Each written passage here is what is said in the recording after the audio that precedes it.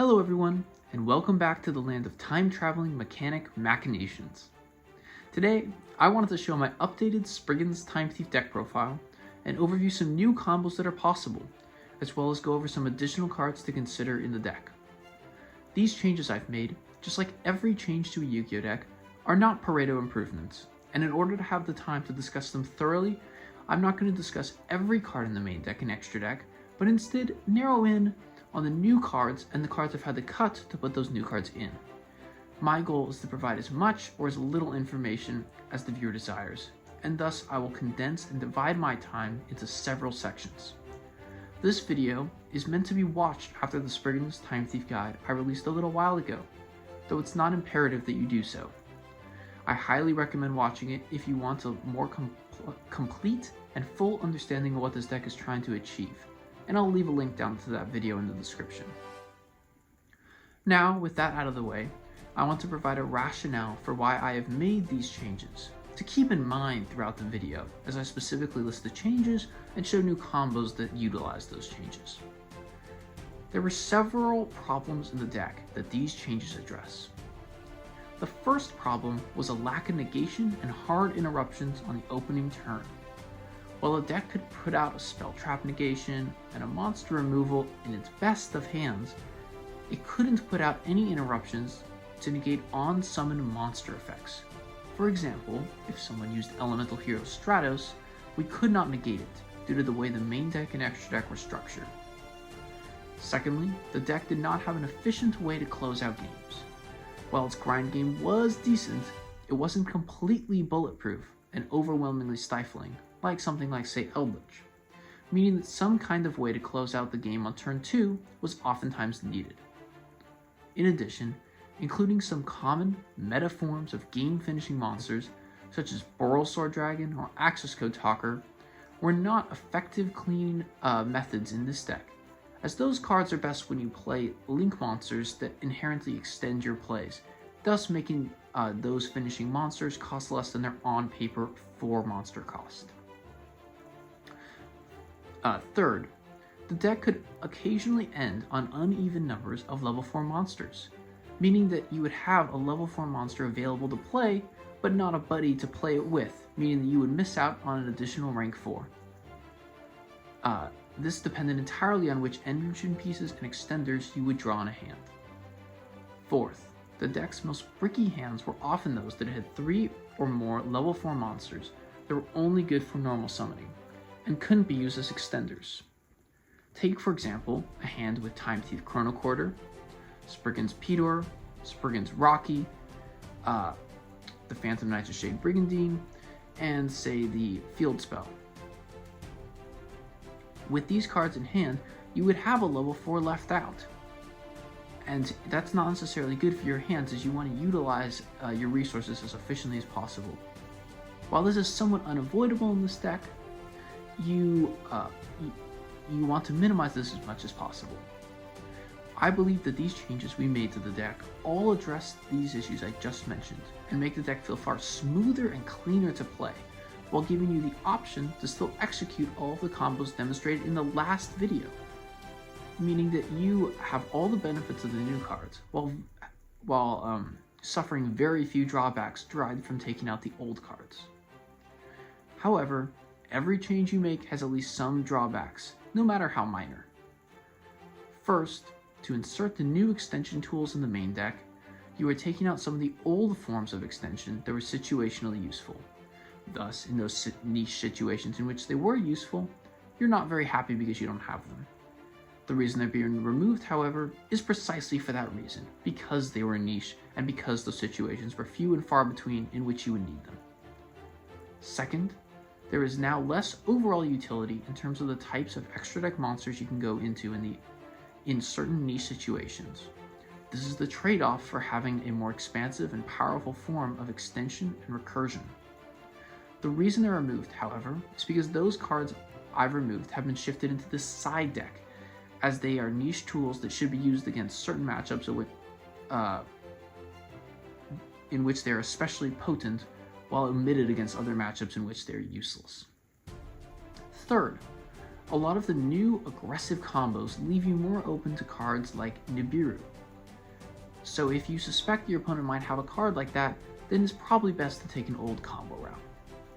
Other than that, there are no other major drawbacks to these new changes, at least that I found.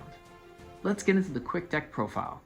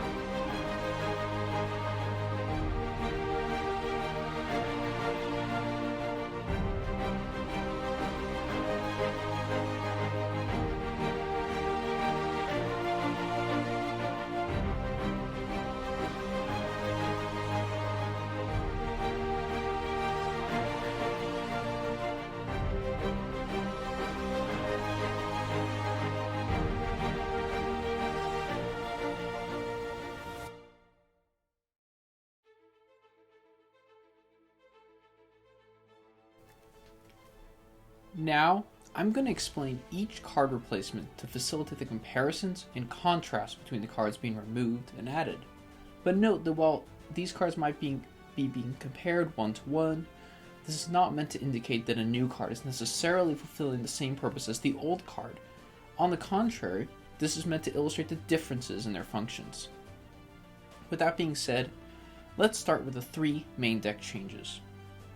As you've probably realized by now, we've opted for a small Raidraptor package, starting with Raider's Wing, Raidraptor Singing Lanius, and Raidraptor Strangle Lanius, replacing Time Thief Chronocorder, Springans Brothers, and the Phantom Knights of Shade Brigandine. So, let's start off by looking at why we replaced the Time Thief Chronocorder. Time Thief Chronocorder has a few good uses, almost all of which were unfortunately inferior to Bezel Ship, its equally searchable counterpart. It was a situational form of extension and a weak form of interruption on the opponent's turn due to its 2 respective effects.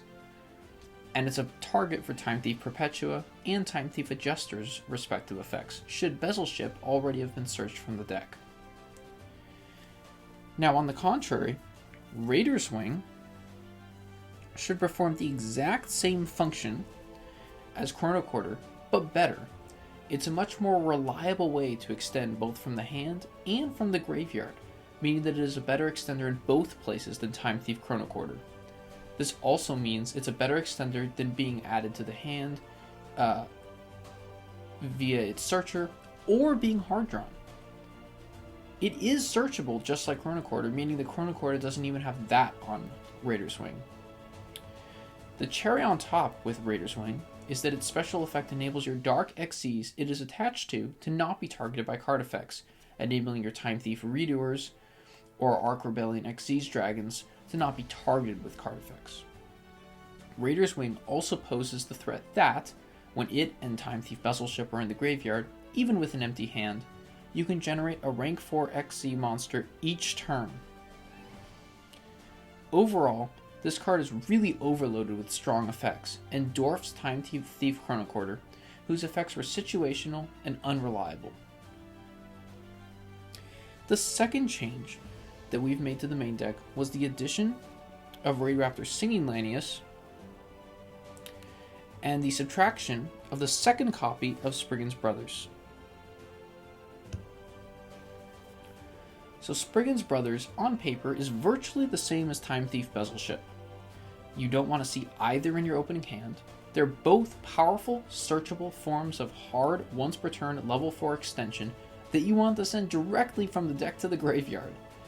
Therefore, you should logically have the same number of Springans Brothers as Time Thief Bezel Ships in the deck, and that number is 1. Now, while having the second copy of Brothers is nice in that you are able to make a Merrymaker plus a level 4 monster in the niche situation in which you draw the field spell, one copy of Brothers, and another level 4 Spriggan in the hand, this is a very rare situation that you should not use as justification to include an entire second copy in the deck.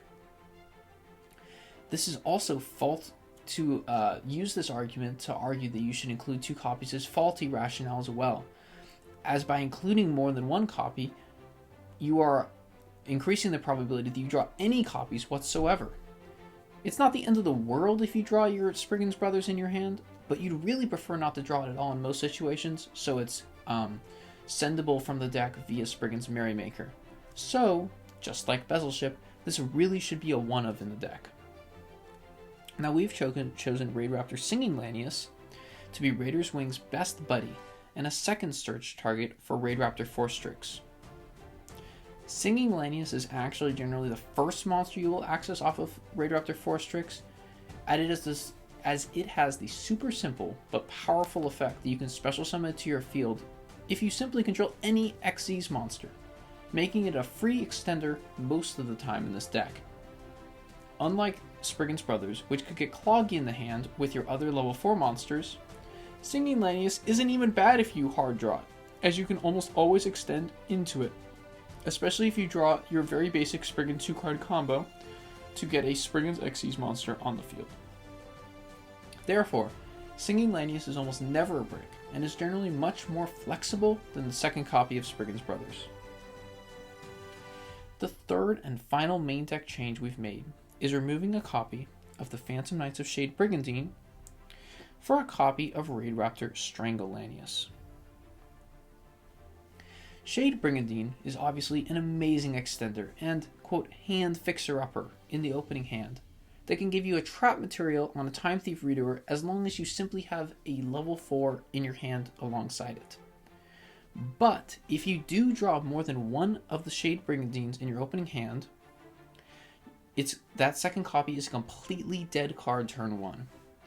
And unlike a card like Time Thief Regulator, whose impact and upside is so high that you absolutely need to see it in every hand, Shade Brigandine is simply a nice luxury in hands that are already good. So to get a clearer picture of what dropping from 3 copies to 2 means, let's explore some probabilities of what drawing this card in an opening hand of 5 cards from our 40-card deck would look like.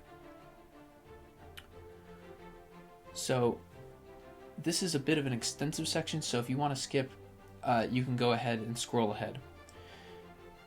But let's start out by looking at this. The probability of drawing a card in a starting hand of 5 cards from a 40-card deck when dropping a card from 3 copies to 2 copies is as follows. The probability of drawing at least 1 copy of the card drops from 33.8% chance to a 23.7% chance. So you're drawing your 5-card hand out of your 40-card deck, and the probability of drawing 3 copies of that card, drawing at least 1 copy of that card should there be 3 copies in the deck, is 33.8%, and the probability of drawing at least 1 copy is, should there be 2 copies in the deck, is only a 23.7% chance. However, the probability of drawing 2 or more copies of that card in the opening hand drops from a 3.6% chance to a 1.3% chance. So basically we've established that, well, you're more likely to draw it if you draw both 1 copy, at least 1 copy if you have 3 copies in your deck, but also more likely to draw 2 or more copies if you have 3 copies in your deck. Pretty intuitive, but the numbers themselves are interesting. Therefore, the probability of drawing exactly 1 copy, which is really what you want with this card, of the card drops from a 30.2% chance at 3 copies to a 22.4% chance with 2 copies. So what exactly do these numbers mean?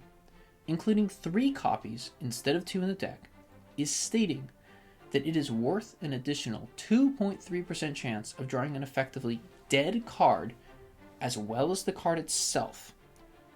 So in other words, a really bad card, instead of a random card in your deck, in exchange for the upside of drawing exactly 1 of that card, 7.8% more often than a random card in your deck. So, put it another way, do you believe that the difference in power between this card, the Phantom Knights or Shade Brigandine, versus a random card in your deck is that high? Do you believe that drawing this card about 10% more often is worth the 2% of the time that you would see this card as well as a completely dead copy? Because and while these numbers might seem a little insane, that wow, 10% to 2%, take the 10%, you gotta understand that a random card in your deck might be pretty good, like it is in this deck, and seeing a completely dead card is generally very bad. So is the Phantom Knights of Shade Brigandine that much better than a random card you would draw from the deck? Now we've gone off on a bit of a tangent here, but essentially, I believe that the cards in this deck are pretty solid on average. So the difference in power between Shade Brigandine and the rest of your cards isn't crazy impactful, whereas drawing something like, say, Time Thief Regulator is. So I believe it's perfectly okay to include 2 copies instead of 3. Though of course you can include 3 instead of 2. Also note that things we don't account for here is that Shade Brigandine is generally very bad to draw post turn 1, even if you haven't played one yet, as you are more than likely to have a Time Thief Retrograde in the graveyard. And if you manage to get Perpetua and Reader on the same field, its ability to act as a trap material for a Time Thief Reader is slightly superfluous, as you will already have the trap material attached from the deck by Time Thief Perpetua. So moving on to our new inclusion, Strangle Lanius. It serves a similar extender function to the Shade Brigandine, while having an increased upside in other ways. Strangle Lanius can be special summoned from the hand if you control a dark monster, of which there are 10 normal summonable others in the main deck, and several in the extra deck. So the probability of this being an extender into a rank 4, if it is hard drawn, is still pretty high. In addition, its downside, locking you into dark monsters, is rarely, if ever, impactful in this deck, as if it is hard drawn in a bricky hand, you really only can make one Reader anyways, which is a dark monster. And if it's used in a bigger combo, you can always use it at the end of that combo. However, its real upside in the deck is that it is searchable off of Raidraptor Force Strix, and its second effect can get you an entire rank 4 XCs on its own. You will oftentimes find the situation if you have made your Drill Driver Vespinato or your Utopic Draco Future, in which case you will already have that Dark Xyz monster as a material of another Xyz monster. As I will demonstrate in the combo section, if you draw the absolute nuts as well, you can create a super intimidating board, with this card as one of the main pieces that makes this crazy end board possible. Of course, the downside of this card when compared to Shade Brigandine is that it's not nearly as consistent or powerful of a raw extender in your opening hand when hard drawn, as it doesn't work with your Springans and it doesn't give your Reader a free trap material. But because it is searchable and it has a super high upside with its second effect and can be an extender even when hard drawn, it means that it gives Strangle Lanius its spot in the deck. Now, let's talk about the extra deck. So, there were 6 changes to the extra deck. The first being the subtraction of our Abyss Dweller and Tornado Dragon for the addition of 2 Raidraptor Force Strix.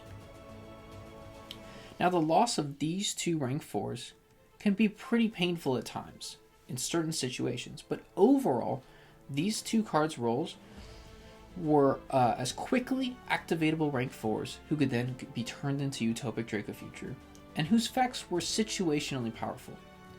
However, because they were only situationally powerful, you often found yourself, when you want to quickly turn this card, your rank 4 monster into a Utopic Draco Future, you wanted a more proactive effect. Enter Raidraptor Force Strix. This rank 4 monster has a soft, once per turn effect that allows you to tutor either your Singing Lanius or Raider's Wing from the deck. These extensions are extremely powerful and extend the existing combos the deck already offers by allowing you to use this effect even 2 times per turn if you summon out both. It kind of feels like how it did when you included Gear, Gig, and Dex, but this is way better, as the cards you add to your hand are generally far better for extension. In addition, these two cards form even better fodder for Utopic Drake of Future than the rank 4s they're replacing, as we'll show in the combos up next. Abyss Dweller and Tornado Dragon are highly recommended to still keep in the side deck as strong options against certain strategies, but in the average game, they pale in comparison to Raidraptor 4-Strix. Lastly, we'll cover all 4 remaining additions and subtractions at once. So, we took out 1 Springans Explorer, 1 Springans Merrymaker, 1 Time Thief Reader, and the 1 PSY-Frame Lambda for a copy of Reader's Knight, a copy of Arc Rebellion Xyz Dragon, a copy of Drill Driver Vespinato, and a copy of Digusto Emerald. Alright, so note that while we took out these 3 cards, we still have a copy of each of them in the deck. So it's not like they're gone altogether. And the reason we took out these 4 cards is simply because these copies of them were simply not being used very often. So with Explorer, we found that we rarely needed more than 1 copy because it has its own self-protection effect due to being able to banish itself, and it was only ever used, generally, turn 2 or later, meaning that it's not really used in any of your turn 1 combos. In addition, if you actually do need the second copy, you can always use your Springans Rockey or the Digusto Emerald to recycle it. Springans Merrymaker is also kept at 1 copy for similar reasons to Springans Explorer. You only use this card really turn 1, meaning that turn 2 or later, you really didn't want to go into this card. In addition, it also can preserve itself via its self-banishing effect, and like Explorer, can be recycled via Springans Rockey or Digusto Emerald. The only time you would actually go into the second copy was if you needed fodder for Utopic Drake of Future as like a beatdown monster, in which case your other monsters in the extra deck can now do that better. Now, Time Thief Redoer was also needed only at 1 copy, for similar reasons to the previous 2 cards. Its primary effect, to detach a monster, allows it to save itself from a lot of effects, and in the event that it is outed, you could recycle it via your Time Thief Perpetua, your Digusto Emerald, etc., etc. Lastly, the PSY-Frame Lambda was not a very useful card in the extra deck. Maybe it's just my personal preference, but I simply never found myself going into my combos, and so this was actually the first card to go. Now, let's talk about the exciting new additions. Raider's Knight and Arc Rebellion Xyz Dragon,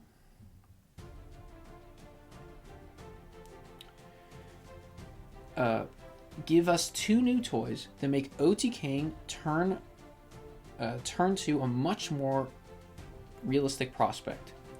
The reason they're being included now, as opposed to the reason they weren't included before, is that now we have the Raidraptor pack, which makes summoning these Raider's Knight via 2 dark monsters far easier.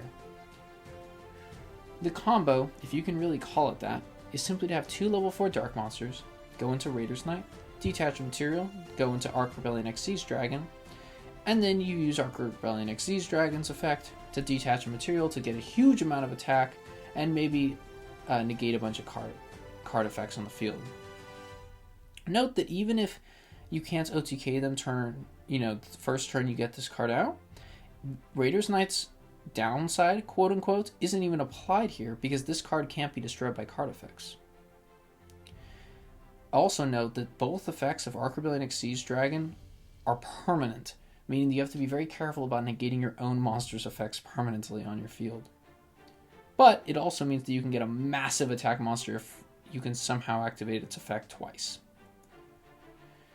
Also, like I mentioned before, Turn 2, you can threaten having Bezel and Raider's Wing in your graveyard, and those two dark level 4 monsters can get out your Raider's Knight very easily, meaning that your opponent constantly has to fear this OTK prospect.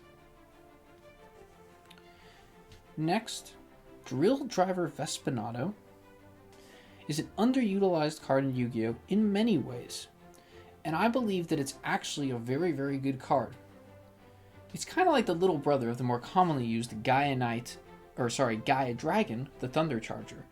But on paper, it looks better due to its nearly identical attack and effects, with the added bonus of being able to recycle a level 4 in your graveyard. The reason it's included in this deck is twofold. First, it can serve as a nice help to OTK your opponent. More often than you'd think, the piercing damage and increased attack is above that of most of your rank 4s, is a very useful way to attack that one defense position monster your opponent has and OTK. Second, and more importantly, it's another way to, quote, clear your Springans counter. Now what I mean by that is that there is a very common situation in this deck in which you utilize your field spell to get out your Merrymaker turn 1. Then, turn 2, after you've used Merrymaker's effect, Merrymaker comes back from being banished and is still on the field, making you unable to use your field spell in order to get out your Springans Explorer. Now, you need to find some way to productively get rid of Merrymaker. And now, because a lot of our combos go into Utopic Draco Future, turn 1, we don't have that way as a primary method of getting rid of Merrymaker.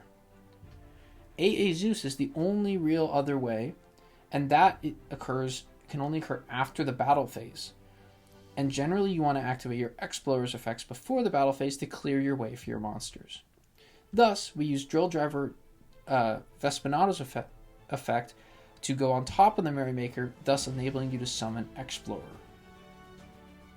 I was very doubtful of this card at first when I saw it because I hadn't seen it in any other decks ever. But I actually think it's really, really good in this deck, and it's definitely worth trying even without the inclusion of the Raidraptor package. The last card we include in the deck is Gusto Emerald. So one negative byproduct of having the Raidraptor package in the deck is that you blaze through your XC's monsters and extra deck monsters really, really fast. Meaning that turn 3-ish or so, and maybe even turn 2, we might not have many good options in terms of the rank 4 department. Thus, we include Emerald, which serves as a great way to recycle your rank 4s, AA Zeuses, Draco Futures, Vespinatos, and Springans XCs, while giving you a card draw in the process. You pretty much want to recycle everything in the extra deck except Redoer and Forstrix, as Redoer is summonable via Perpetua, and Forstrix is no more use once your 3 winged beasts are out of the deck. Once you've recycled your cards, you can quickly make the Gusto into the Draco Future or Vespinato you've recycled. This card is super, super satisfying and fun to play with, and makes this deck's grind game far better. Also, as a quick side note, there's the hilarious but not often very useful scenario in which you can actually use its second effect to get back your PSY-Frame Driver to try and OTK and maybe power up your XZ's dragon as fast as humanly possible. That's it for the deck changes. Let's get on to some of the combos.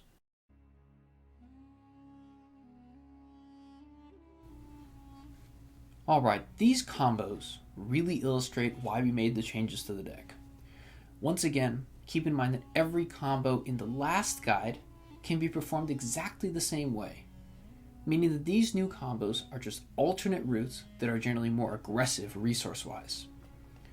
So to start, we will require 1 Great Sand Gold Golgonda, 1 Springans Watch, and 1 Time Thief Regulator. And note that this combo is very similar to the last combo we performed in the previous guide, so the big full combo we performed before.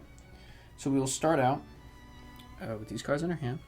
We will normal summon our Time Thief Regulator and tribute it, allowing us to go into our Time Thief Winder and our Time Thief Adjuster. we will treat Chainlink 1, Chainlink 2. Chainlink 2 will resolve first, allowing us to send Time Thief Bezel ship to the graveyard. And then Chainlink 1 will resolve, allowing us to add a Time Thief Retrograde to our hand. Now, instead of making Reader like in the last video, we will instead make Raidraptor Force Strix. This obviously makes us a little more vulnerable to Nibiru. So now we will use Force Strix's effect, attaching either material, doesn't matter which. And now we will get our Raidraptor Singing Lanius. It's important we get Singing Lanius here, because now we will special summon it using its effect, and then use Bezel Ship's effect to detach our second material to special summon the Bezel Ship. Now we will go into our second Raidraptor Force Strix. Alright. And we're slowly building up to our Draco Future here. So, use Force Strix's material, detaching the Bezel Ship, doesn't matter which one we detach again, in order to access our Raider's Wing to the hand. We will then use Raider's Wing's effect to special summon itself via detaching Singing Lanius. And now we will go into Utopic Future, and then we will go into Utopic Draco Future.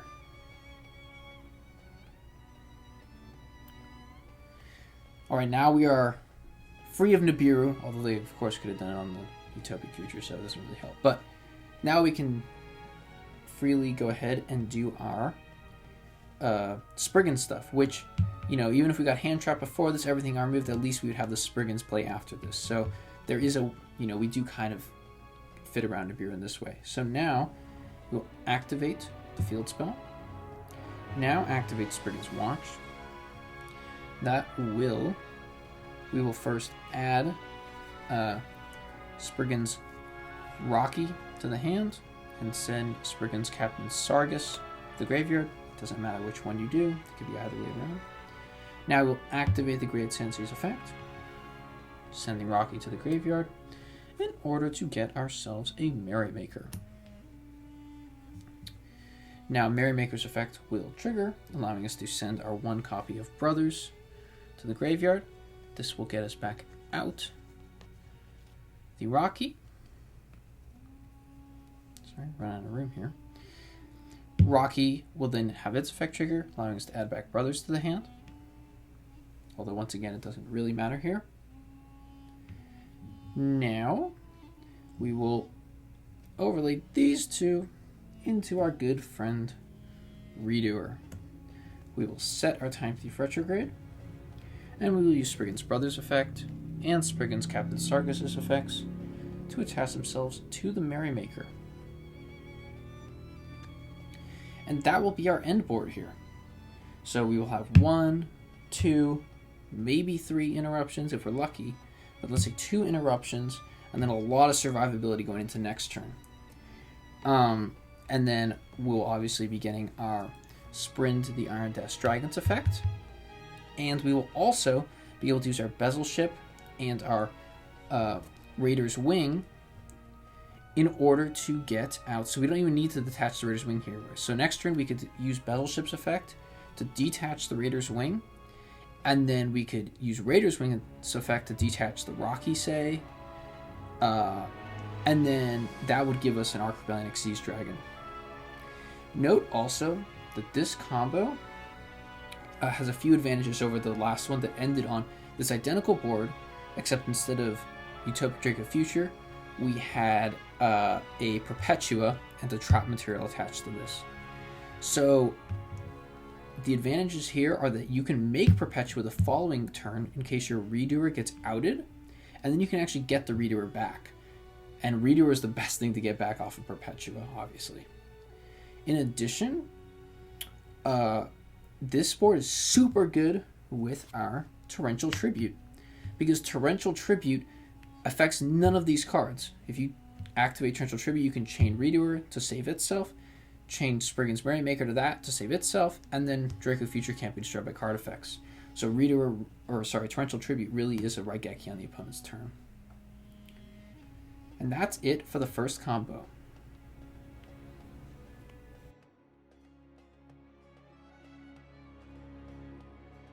For this next combo, we will require a copy of the basic field spell, Springans Rockey, and the Phantom Knights of Shade Brigandine. And the point of this combo is to show that what would have been before an uneven number of level 4 monsters that you could generate with these resources, you can now make into a complete play with no loose ends. So let me quickly demonstrate what the combo would have looked like before with the old deck list. You would play Great Sand Sea Gold Golgonda. You would then use it to send your Springans Rockey to the graveyard in order to get out your Springans Merrymaker.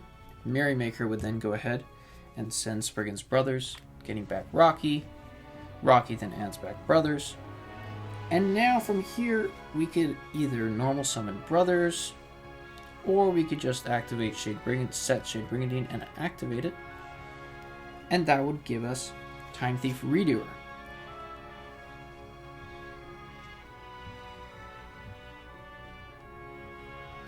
Let's see how we would have no extra way to use this normal summon. We can normal summon this, but to what purpose? We wouldn't be able to do anything with it.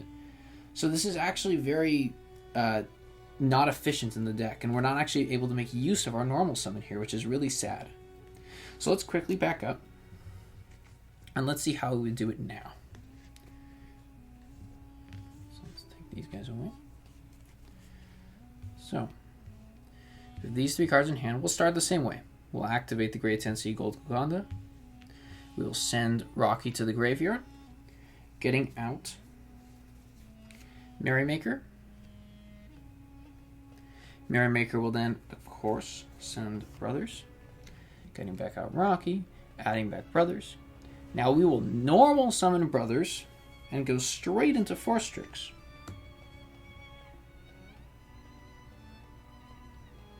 And now Force Strix will activate its effect, attaching whichever one you want, it doesn't matter which. Enabling us to add one of our Winged Beast extenders to our hand. It actually doesn't matter which here. Actually, it does matter which. It has to be Singing Lanius or Raider's Wing. I prefer Raider's Wing here because it's a bit more flexible on the following turn, and you can get it back out of the graveyard. So we get Raider's Wing, its effect, detaching the Springans Brothers from Force Strix. Special summoning it. And now we can use our Shade Brigandine, activating it, and enabling us to immediately go into our good friend, Time Thief Redoer.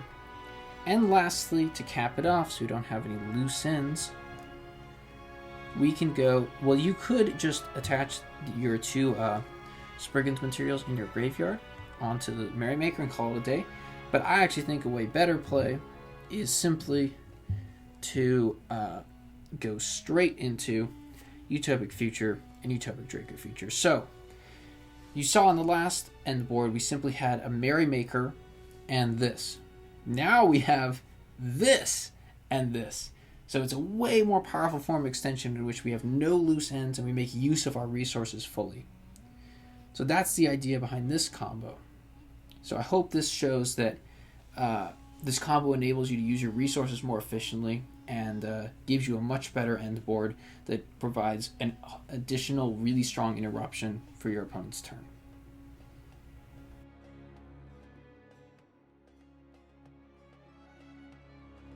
Alright, so this last combo is the big enchilada, the gigantic dream combo in which you can fully extend into all of your big turn 1 combo pieces.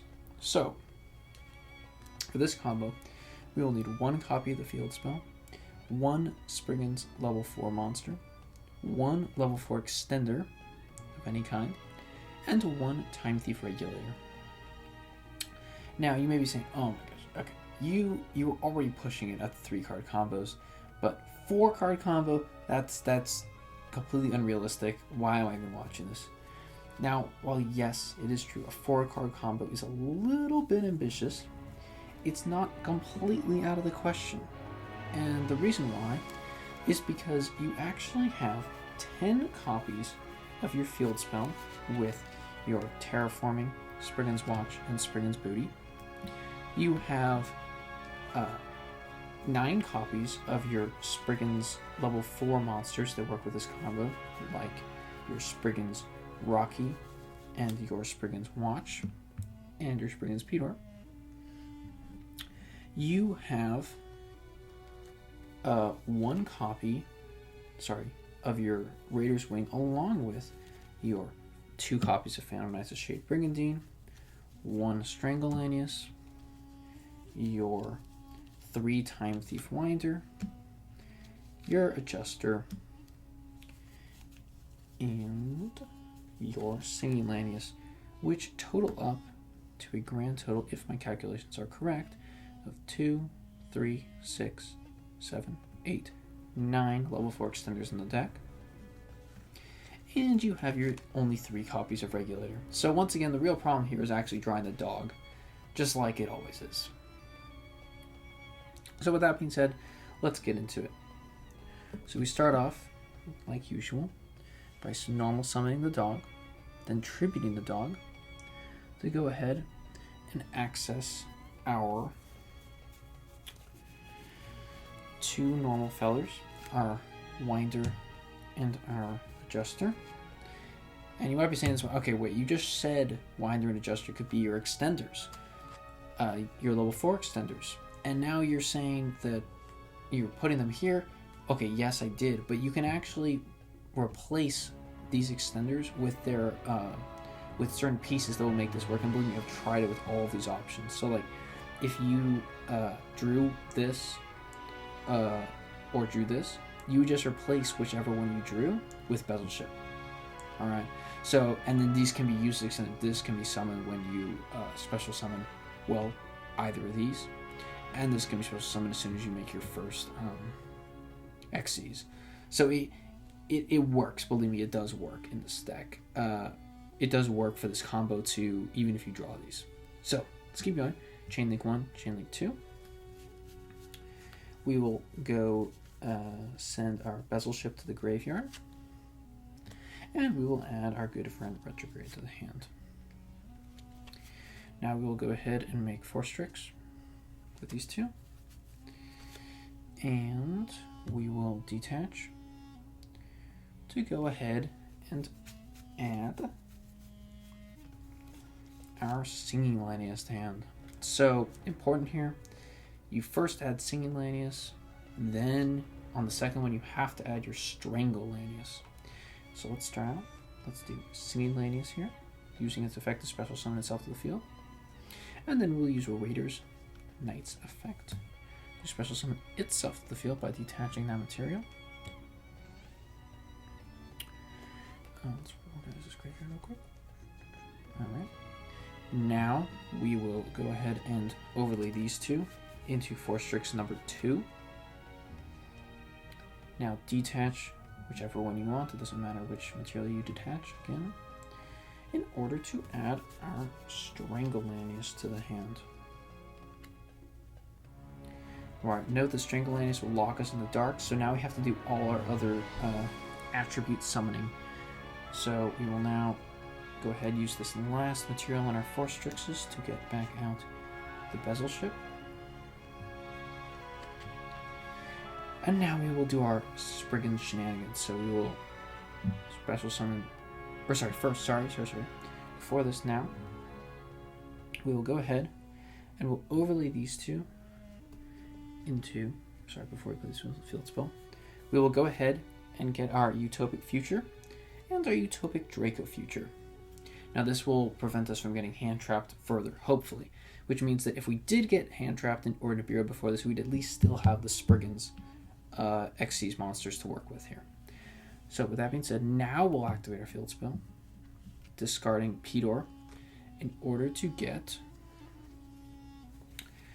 our Springans Merrymaker via Golgonda's effect. Merrymaker will now go ahead and send Brothers to the graveyard, getting back out Pedor in defense position. We're kind of running out of room. Yeah. Now, with these 2 on the field, we will now go ahead and make ourselves a Time Thief Redoer. And now, well, we could have done this before, but now we have the reader, so now we're super immune to hand traps. Now we can use, we're done with summoning our fire and light monsters. Now we can use our Strangle Lanius' effect to special summon itself from the hand. And now we will use its second effect, because we control an Xyz monster with a dark Xyz monster's material. We can now special summon a Raidraptor monster from our graveyard, and we will of course be getting, well, we can actually get Raider's Wing or our Singing Lanius, but so we'll get either one. So here, sorry, I'll just be stacking on top of each other here. We'll be getting this, and now we'll overlay into Perpetua. Oh boy, and now we can really start going well. Now Perpetua can go ahead and attach our second Time Thief Retrograde to our Time Thief Reader.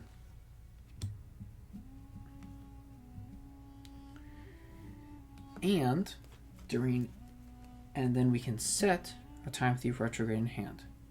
So this board is crazy.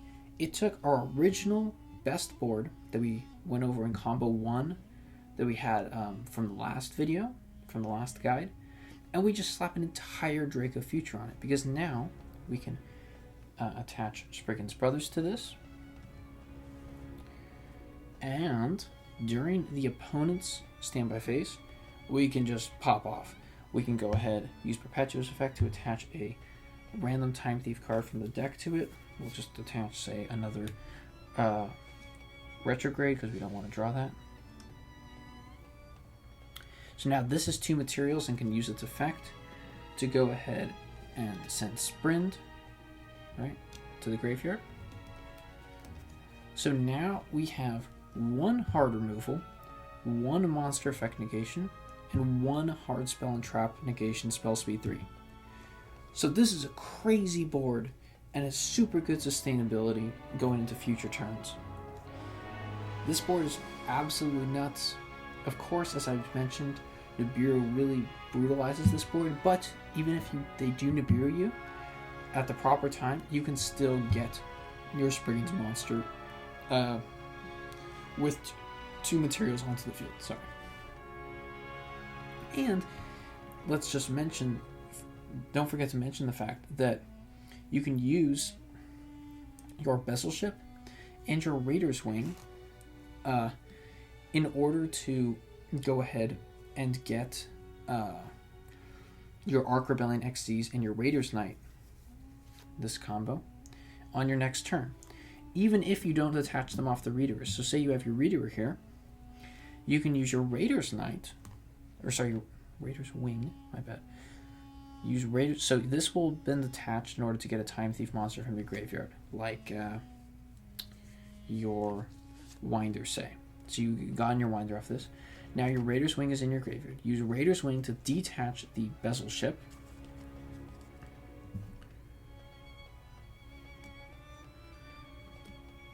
And then you can use the Bezel ship, detaching one of these materials to get it out, allowing you to get the Raider's Knight and Arc Rebellion Xyz Dragon. So you have that nice OTK for the next turn. So this combo is crazy and gives you huge advantage. And of course, it's flexible, you know? You have more or less, just like we showed in the previous combos, you can reduce it down in size. But this is the max explosion combo that gives you super high value in resources and enables you to really find the true potential of this deck and all its sustainability, recursion, and overall fun.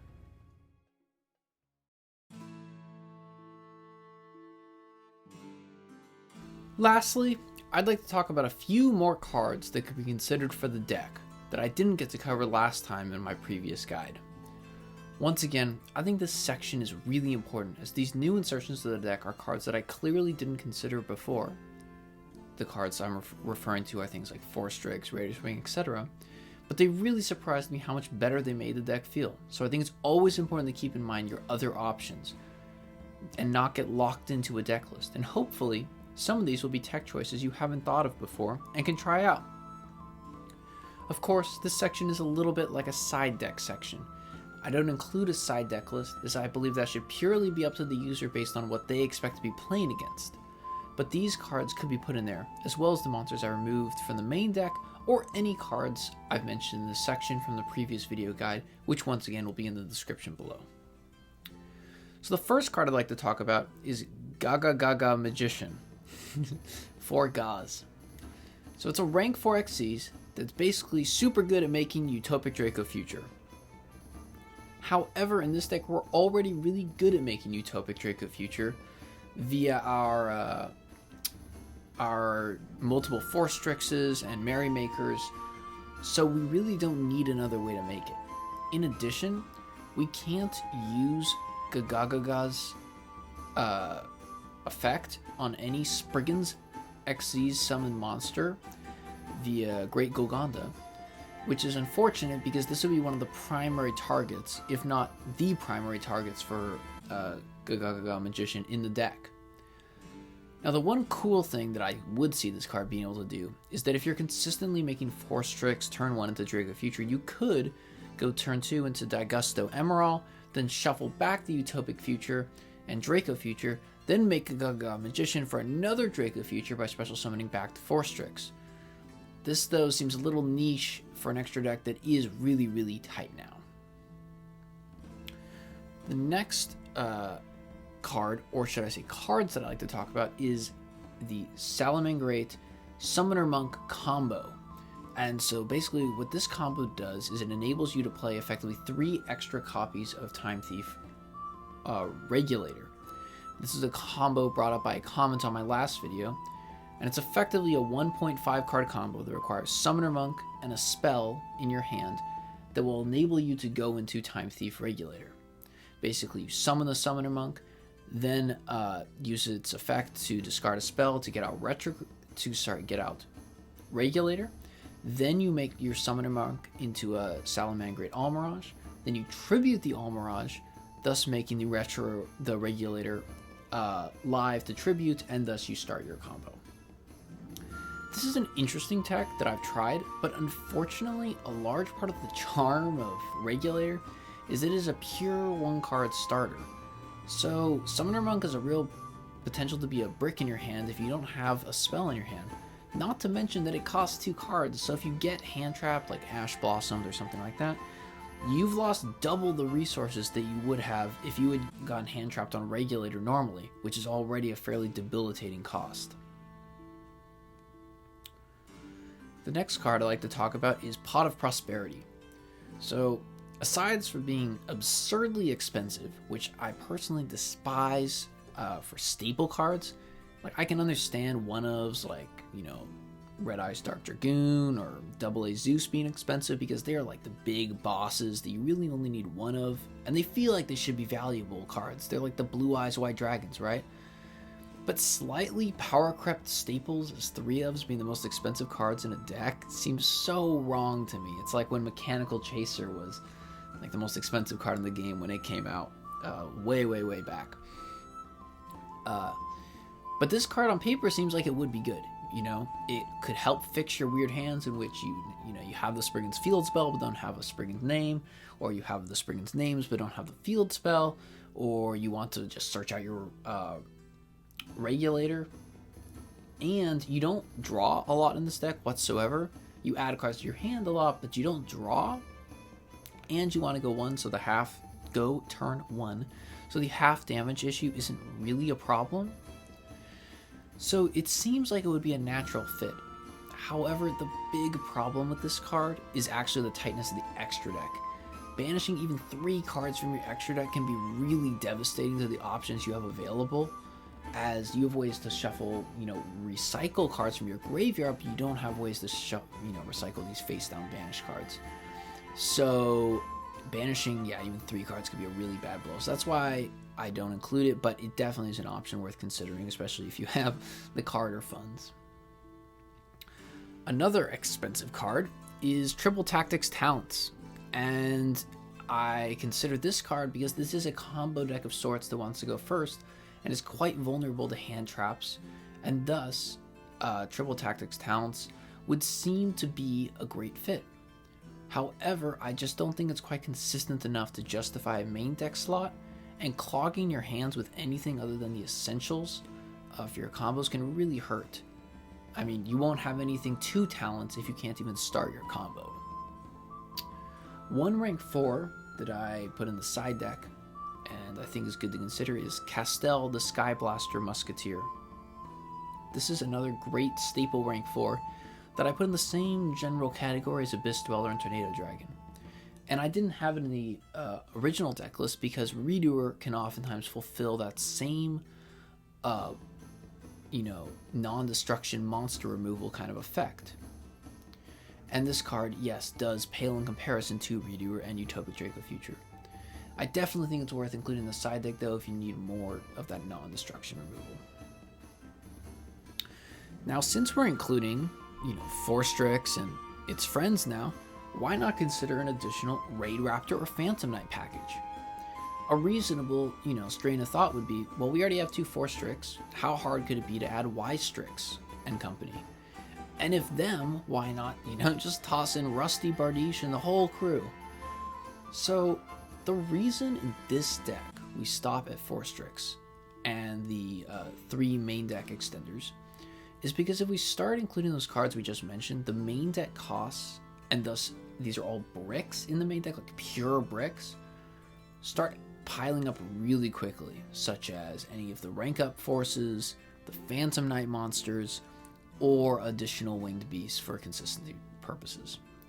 The beauty of this current version we're running is that these new, quote, bricks, these Raidraptors, so the Raider's Wing, the Strangle Lanius, and the Singing Lanius, aren't even bricks and are generally great cards to have on their own. They're actually more useful on their own when hard drawn than the cards that we were removing them for. In addition, if you do draw them, it's not like you needed to have them in the deck like you would have had if you have the Y-Strix combo. So like, Y-Strix needs to find a level 4 in order to work, and you have to follow that combo in order to get into your Rusty Bardiche. Whereas in this deck, if you draw your extenders, you just don't have to make the extra Forstrix. It's perfectly fine, and you have these great extenders in your hand. So you can just make 1 Forstrix or something like that. It's so smooth and simple. In addition, if the extra deck was tight before, it's extremely tight now.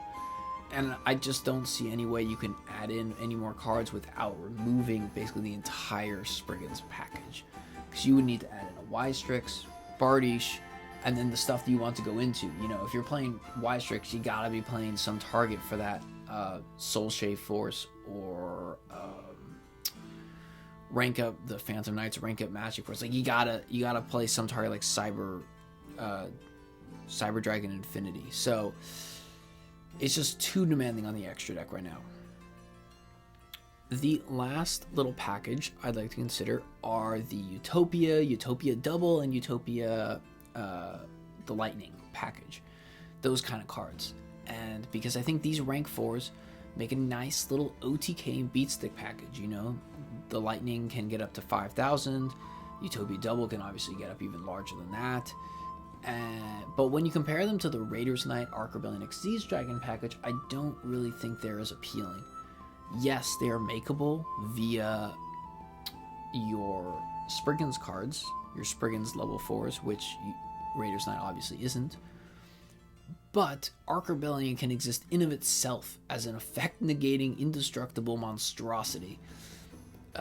In addition, you'd also have to run the Double or Nothing brick. So, I think they're inferior in power level to the Raiders Knight, Arc Rebellion Xyz Dragon package. I do think, though, you could consider running these cards if you don't like the Raidraptor package whatsoever, and you wanted to run something even more on like the Springans end. I don't know how you would do that, but if you want to do something like that, and you just want pure level 4 stuff, these could work as a good alternate OTK route. In addition, just to quick mention, not that you would want to do this with these cards, but you can't make these into Utopic Draco Future because they are number Xyz cards. So just a quick note there. And that's it for the cards to consider. For more cards to consider, yeah, once again, I encourage looking back at my previous guide.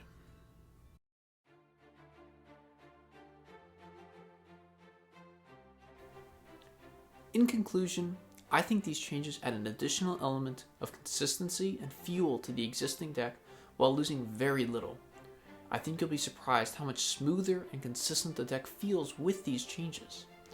Like all deck changes and techs, I recommend that you try them out for yourself to see if they work for you, not just logistically or technically, but also stylistically. I personally love Arc Rebellion XD's Dragon, so it was a pleasant surprise when I saw how great he worked. Also note that with the 2021 Megatins having come out, as well as the removal of Frame Lord Lambda, this deck is more budget than ever, dropping below $100, with the whole 55 cards costing $95 at the current date. That's super cool, and I love the fact that this deck is so affordable and available to so many players. Of course, if you have any comments, suggestions, or questions, leave them down below in the comments. Have fun dueling, and I hope you have a great day.